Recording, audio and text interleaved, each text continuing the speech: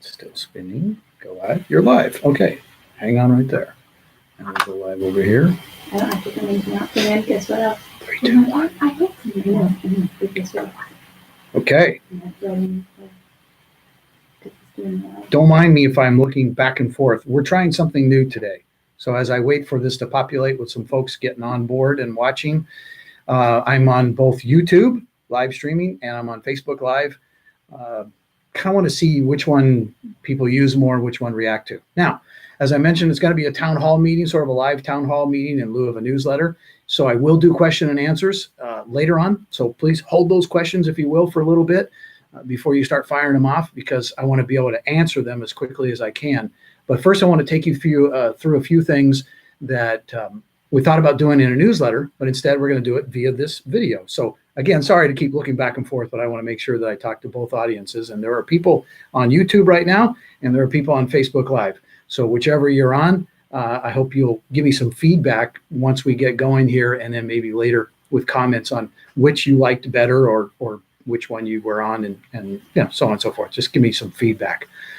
First, I want to talk about probably the biggest news of the week was yesterday morning, the quarterly revenue forecast came out. To hear the state economist almost sound depressed was fascinating. Oh, darn, we've collected all this revenue. I mean, seriously, that's what it was like.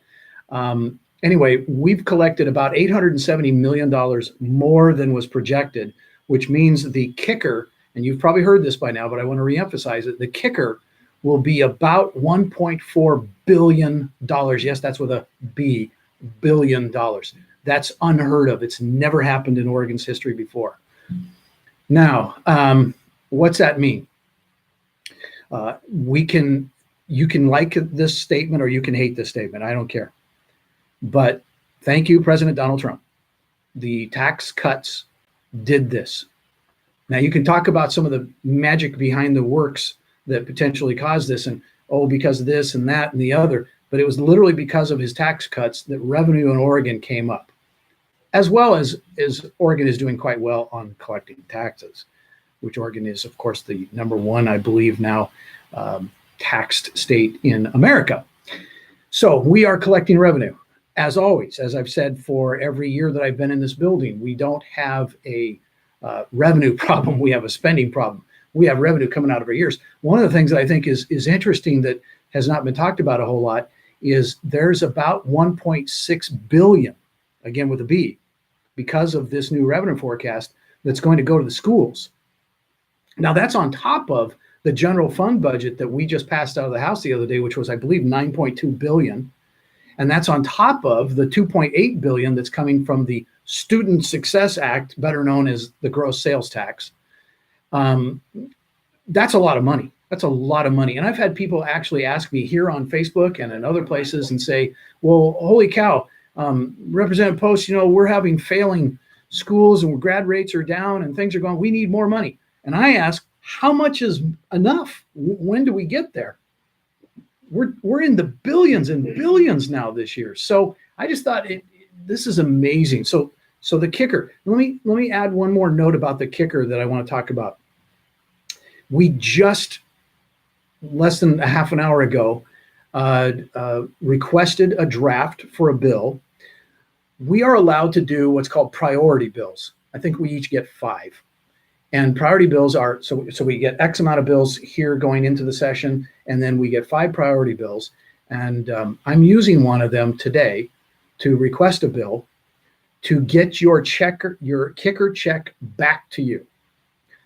The way it works currently is you get a tax credit. So for instance, if they don't steal this kicker, if we get this kicker, this $1.4 billion, you'll see it in your Oregon tax return next year, 2020. So when you're filing your taxes next year in 2020, maybe you use TurboTax, whatever it might be, and you're filing your taxes, and you see, what I love about TurboTax, it goes up and down as you're entering the information. So let's say all of a sudden it goes up, you'll see that's because you entered in your kicker amount, or TurboTax did it, however it works. But anyway, the average, the median is right around $691. So most Oregonians will get somewhere around $691. Some will get a lot more and some will get a lot less, obviously based on how much you earned and how much taxes you paid this year. So I would like to see, even though I truly believe that in 2013, when then Representative Julie Parrish and others passed the bill to make the refund a tax credit, that was for fiscally conservative reasons. Why? It costs about $1.6 million to print up checks, put the postage on and put them in an envelope, send them out to you. That's $1.6 million. I mean, that's serious money. But I think the benefit of getting that check in your hands in late November, early December, right before Christmas, is really valuable, really cool. That you can look at that check and say, oh, look, it says Bill Post, and I got $691, and it's almost Christmas time. I miss that, and I know you do too. And though I'm a fiscally responsible person and fiscally conservative person, I think that's the smart thing to do. Let's go back to the checks. Now, I don't want to make up a new fund to pay for those checks. We have $1.4 billion in the kicker fund. Let's just take it out of that. I mean, do you understand the difference between million and billion? Okay, so that's what I wanted to talk to you about first. Then the next thing I want to cover, and again, if you just joined us, I'm going to do some Q&A here in a little bit, but kind of let me get through my list first of some information that I was going to do in my newsletter, and then we'll come back and we'll do some Q&A. Okay, the walkout that the Senate Republicans did. I talked a little bit about it in a newspaper article that's coming out later on next week. The walkout, some people think it was successful. Some people think it wasn't successful. I happen to think it was successful, and I think it was well made. There are only so many tools when you're in the super minority, as we in the Republican Party are here in the House and the Senate. One of those tools is to walk out, as the Senate Republicans did for a 4-day period, I believe it was. They said, look, we want this, this, this, and this. And they had a list of demands. And we'll come back if you do this list of demands. One of them was to kill the really horrible gun bill, SB 978. One was to kill the forced vaccination bill. And another was to make sure that, I believe it was Senator Cliff Bentz from Ontario, was to be allowed to be more involved in the cap and trade talks and negotiations. And overarching over that was the Senate Republicans leadership and Herman Bartscheger and the House Republican leadership with Carl Wilson have been sort of left out of a lot of the negotiations. And we feel like, hey, we may be in the super minority, but we're still here. Involve us in the talks. Why don't you? So that was kind of part of the reason for the walkout. They were able to come to an agreement last weekend. And as you now know, the Senate Republicans came back on Monday. What the Senate Republicans gave up is they said, look, we won't do any more of the tools in the toolbox and take away time from the floor. We'll just march forward. In our concession, what they got for that was, as I mentioned earlier, the killing of a couple of bills. Now, I want to emphasize, no bill is dead until that gavel falls on sine die, which is adjournment, which is supposed to be around June 30th. Even then, they're in charge. They have the supermajority. And then we will all be back here in February of next year for the short 35-day session. Those bills can come right back. So if you are opposed to those bills, stay vigilant. If you like those bills, you might be happy next year. That's that. Now, what are we doing over here in the House? Some people are upset with us. Some people aren't. Our way of sort of slowing down the process is to read the bills. Now, here's just a quick explanation. The Oregon Constitution says you're supposed to, when we in the House get ready, we're on the House floor and we're going to vote on HB 1111. The Constitution says that bill is supposed to be read in full, whether it's 1 page or 1,000 pages. It's supposed to be read in full. Tradition has said the minority party waives that. We waive that, and they just read the summary and the bill number.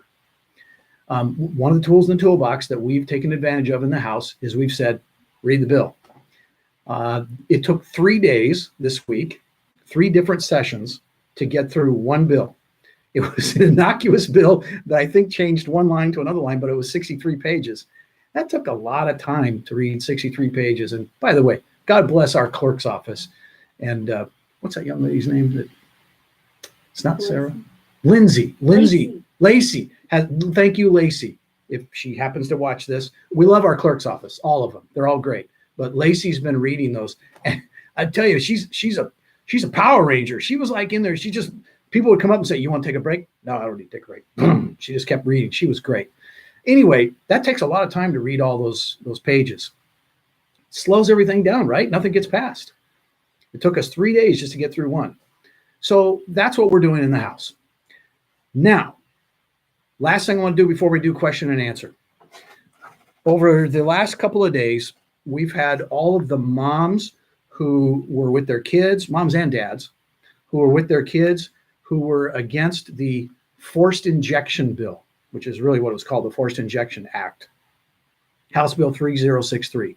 They came and had a rally yesterday, and then they came down the hallways here, and they were, I wish I could describe for you what it was like to come here. There was flowers all over the place. There was candy. There was, anyway, and cards, stacks of cards.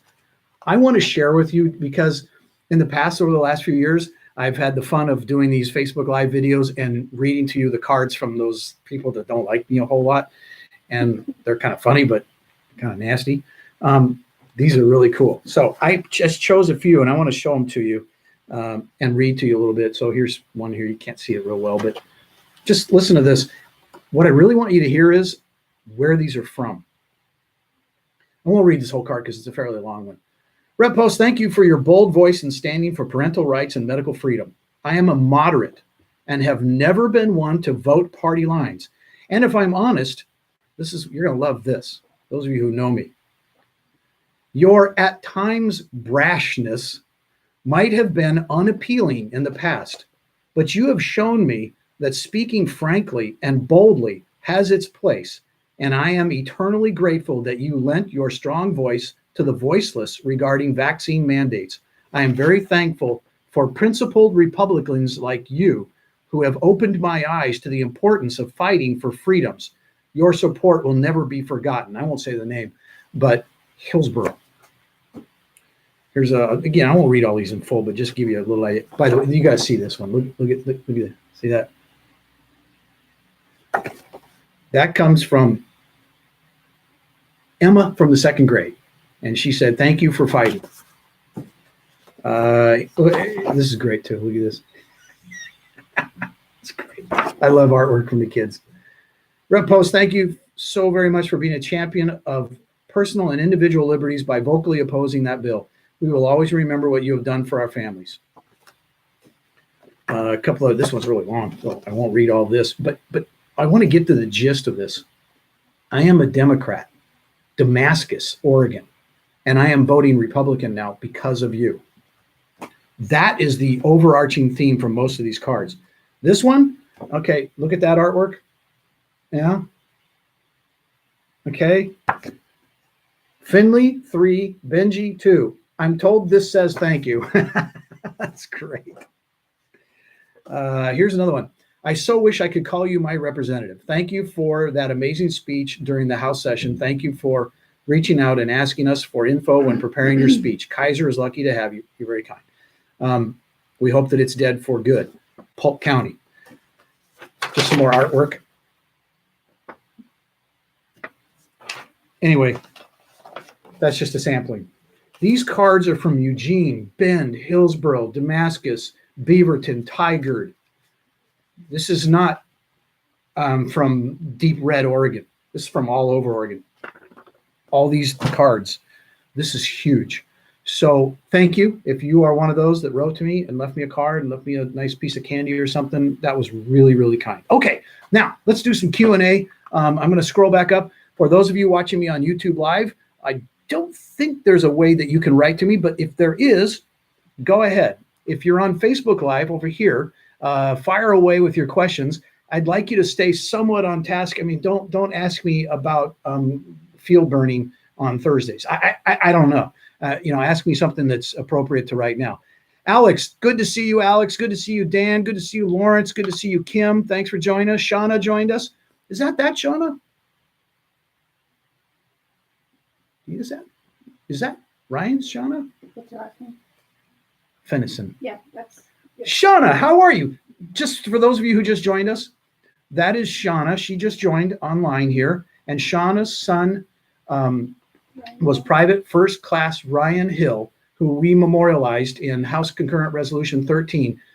He was a young man who gave his life for this nation over in Iraq in 2007. And thank you, Shauna. God bless you. Nancy, how you doing, Nancy? Okay, Rich. He says, if there's all this extra education money, why do we need the business tax? That's all I need to ask, right? It's a good question, Rich. The answer, because they can.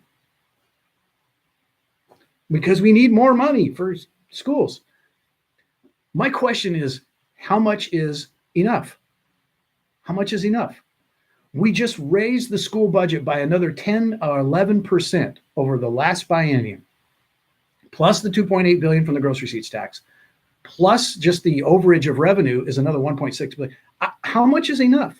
I'm gonna make a bold proclamation right here, right now. In 2021, should I be here in 2021, and I'm standing on that House floor, and if the OEA and the teachers and the schools and all the people that support them, and I support them too, but if they come here and they say, we need another $2 billion, and if graduation rates aren't better, I'm going to remember this day. I hope you will too. All right. Hey, Matt, how you doing? No question. Just want to say hello. Thanks for fighting the good fight. Don't forget to plug the school board. Good question, Matt. Good point. If you live in Salem and Kaiser, I live in Kaiser. If you live in Salem and Kaiser, we have a school board race right now. I sure hope you'll vote for Danielle Bethel, Satya Shangajangangi. I don't know how to say Satya's last name. I just call him Dr. C. Satya, and vote for Marty Hyan. Okay. If the business bill tax gets passed, when will it be effective? It already is. The governor signed it yesterday. When will they start taxing you? I'm not positive on that, Sarah, so I can't completely answer that question, but it was effective upon passage. So I assume that will be very soon. Darlene, I wish cap and trade would have to be read aloud. Oh, it will. If it comes to the House, it will. Ken, although you're not my representative, technically you absolutely do represent me, and I thank you for your efforts to represent Bill Post. You bet, Ken. Thanks. Margaret, PERS. I know if we don't get... So, real quick, here's the things that I've heard about PERS reform. The House Speaker and the Senate President have some kind of a thing that they want to do that's PERS reform. The governor has some kind of thing that she wants to do for PERS reform. The Senate Republicans have some kind of thing they want to do for PERS reform, and the House Republicans. There's 15,000 plans out there. Which one it'll finally be, I don't know. If any of them, I don't know. I really don't. Would love to know how you suggest we prevent 3063 from coming back in February. You can't. You can't prevent it. They have a supermajority. If they want to bring it back, they will bring it back. We'll have to go through what we did again to try to kill it. And then November 2020. Let's see. Can an injunction be filed against the recently signed tax bill? I'm not a lawyer. I watch a lot of Law and Order, but I don't know much. Sorry, Ken, I can't answer that question. I don't know. What gun bills do you see moving in the House, and are the House Republicans prepared to walk out? I don't know of any gun bills moving out of the House. There was one that went from the House to the Senate, and I believe it passed out of Senate Judiciary today, HB 2013. That's the only one that I've heard of, but then nothing's ever dead until, again, the gavel falls. So I don't know. Are the Republicans prepared to walk out? You think I'm going to say that on here on a public Facebook video, on a YouTube video? Hello, there are Democrats in this building watching right now. Yes, we're going to walk out. No, we're not going to walk out. There's your answer. Okay. Thanks for what you do. Keep the tax credits for the kicker rather than sending checks. It's still fiscally responsible to not send 1.6 million to send checks. That's a great point, Cindy. I've always been a fan of that. I truly have, truly. And former Representative Julie Parrish, who we miss greatly in this building because she was great. That was her bill, that we should save the taxpayers, $1.6 million. I'm saying that check is awfully nice, but I'm not. Thank you for work, kid. Hey, Larry, thanks. Very nice. Appreciate it. Jenna Blair. I was just typing the same question. Okay. How hard is it to recall senators' reps? I hear people talking about it, but I'm wondering if that's a total long shot. Yeah. Waste of time. Seriously, guys. The recall comes in November of 2020. Every 2 years in November. That's when the recall happens. If you don't like me, recall me in November of 2020. You know, I mean, that's what voting's all about. The recall efforts, ridiculous, waste of time and waste of money. Sorry, I'm blunt. If you don't like blunt, then turn it off. How do Republicans plan to stop the constant tax bills not showing up? Seems to work to an extent. Let remember, we have a constitutional adjournment, sine die, on June 30th. After that, the governor can call a special session of any length, and they can run all this stuff then. So, yeah. Yeah, Darlene, you're right. 2020 November is when we kill these bills. Hope I'm saying your name right. Takesha, any changes in how short sessions are run that might be our benefit in fighting vaccine bill if it comes back? Yeah, so the short session has really been absolutely screwed up. When the voters passed it, I believe it was 2012, when it passes a ballot measure, and it made the long session about 6 months, and it made the short session about 35 days. We used to just meet every other year for kind of an no length of time. It could be forever. But as part of that, the voters were told clearly that the short session was basically to cross a T and dot an I, fix bills that needed fixing, balance the budget, make sure everything's on, and then go home. Instead, it's become massive policy. And I can't stand it. Imagine these last 4 months and the next month and a half, so 6 months of the long session, condensed down to 35 days. It's insane. Hey, Margaret, thanks from Newburgh. Thanks to you from Newburgh, too. Let's see. If a mandatory vaccine bill is passed next February, how can we overturn it? Does that require a new bill to be passed? That's a long process. I don't know that I can answer it today in a video, but thank you. I will look into that. Farmer Marie just joined us. Oh, holy cow. There we go. There goes the neighborhood. Farmer Marie is watching. Okay. Where are your... Oh, is Sudafed and Daylight Saving Time bill? Thank you for asking, Darlene. That's a really great question. Here's what's going on. I'm kind of not happy. My Sudafed bill passed out of the House 3322, the number 33 to 22. It went over to the Senate, and instead of going to Senate Healthcare, it went to Judiciary. In Judiciary, they amended it. So remember, currently you have to go to your doctor, get a prescription, go to the pharmacy and purchase that prescription, and it's a higher priced item. So you use your insurance or you pay for cash or whatever, however you do that. My bill would have used the NPLEX system, which is show your ID card, they swipe it, they type it, whatever, and then you buy your Sudafed for the over-the-counter price, $4.99, $8.99, whatever that price is. No prescription involved. Or you could have get a prescription. So that's what my bill was in its final version. Now it's been amended so that pharmacists would be able to prescribe it, but it's still a prescription. So it's still expensive. It still requires insurance copays if you have insurance and you want to use it that way. I'm not happy with it. So that's where it's at. It's waiting to be voted on the Senate floor. I'm not thrilled with that. I'm not happy at all. Daylight saving time, interesting. Washington's governor just signed their version of our bill into law on May 8th. The California Assembly, so their legislature is made up of an assembly, that's their House, and a Senate, like our Senate. Their assembly passed it 77-0, and it's in their Senate now. Same bill. So we want to be as a block, Washington, Oregon, California, to be able to go to Congress and say, hey, we want to change to daylight saving time permanent out here.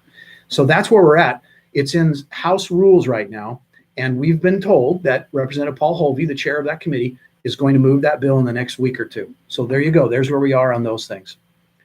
And we are coming up on the half-an-hour mark, so I'm going to probably close this thing down in just a little bit.